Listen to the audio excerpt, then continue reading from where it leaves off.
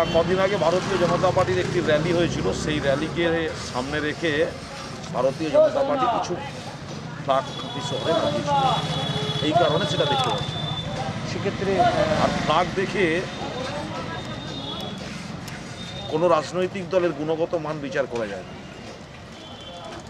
সেক্ষেত্রে উত্তমদা তৃণমূলের কাঁথি পৌরসভার প্রশাসক পরিবর্তন, সেক্ষেত্রে আবার সৌমেন্দু অধিকারী তার দলবল নিয়ে আগামীকাল আবার যোগদান করছে বিজেপিতে, কী প্রতিক্রিয়া দিবেন? সৌমেন্দুবাবু যোগদান করছে কিনা সে কথা বলতে পারবো না বা আমার জানা নেই, তবে এই নতুন প্রশাসক হিসেবে দায়িত্ব পেয়েছেন যিনি সিদ্ধার্থ মাইতি মহোদয়, আজকে তিনি শপথ গ্রহণ করবেন, মানে নতুন চার্জ হ্যান্ডওভার করবেন।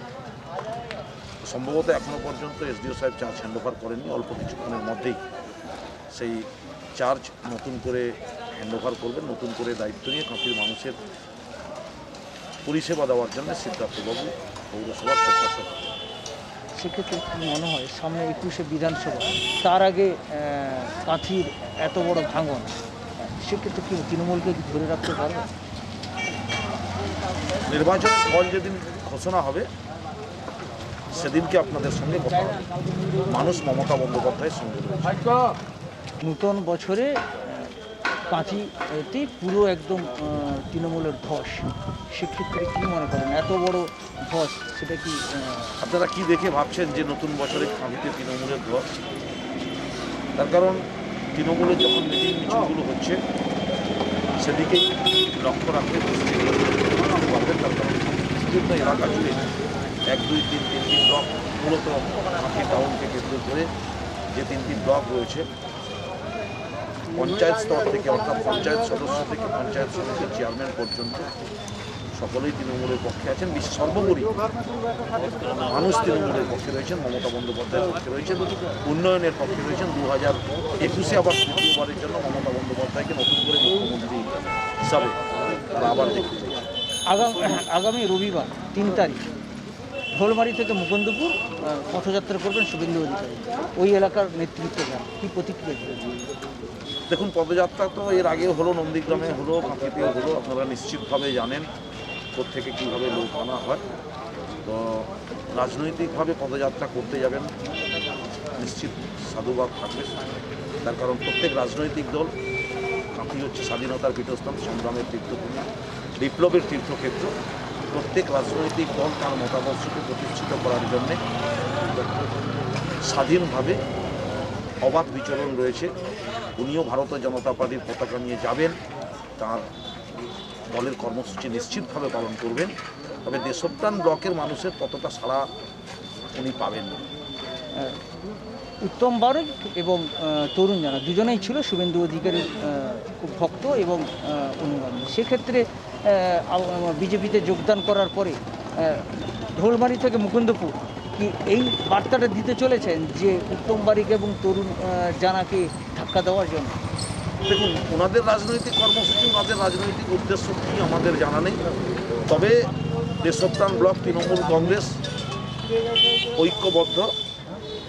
আমরা ঐক্যবদ্ধভাবে বিগত দিনে মার্ক্সবাদী কমিউনিস্ট পার্টির কমরেডদের সাথে লড়াই করেছি, আবার সামনের দিনেও ভারতীয় জনতা পার্টির সাথে লড়াই করব। তার কারণ ভারতীয় জনতা পার্টিতে তারাই এসছেন যারা 34 বছর ধরে বাংলারকে শ্মশানের স্তূপে পরিণত করেছিলেন, বাংলার প্রত্যেকটা বাড়িকে লুট করেছিলেন।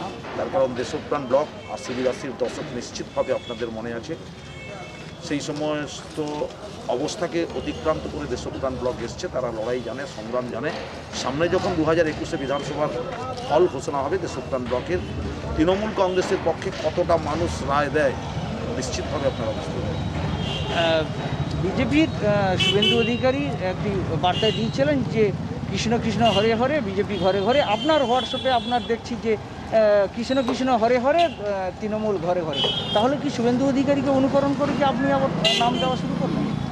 দেখুন, ভারতীয় জনতা পার্টি প্রথম বলতো জয় শ্রীরাম, এখন বলছে কৃষ্ণ কৃষ্ণ হরে হরে।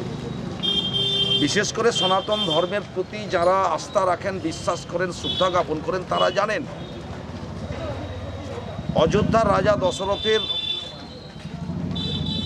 সহধর্মিণী কৌশল্যার গর্ভে যে সন্তান জন্মগ্রহণ করেছিলেন ভগবান বিষ্ণুর অবতার রূপে তিনি ছিলেন শ্রীরামচন্দ্র।